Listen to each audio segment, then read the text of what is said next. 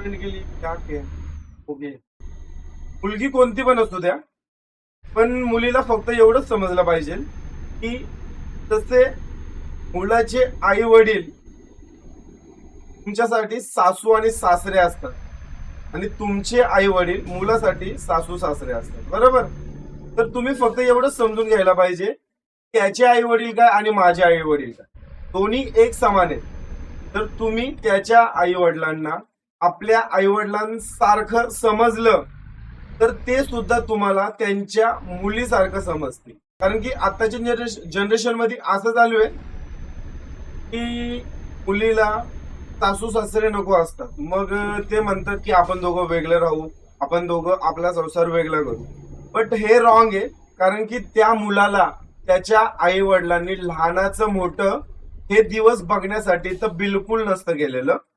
आणि म्हातारपणी मुलाचं सुद्धा कर्तव्य हे असतं की आपल्या आई वडिलांची म्हातारपणे आपण सांभाळ केली पाहिजे. बस मी एवढंच सांगेन मित्रांनो.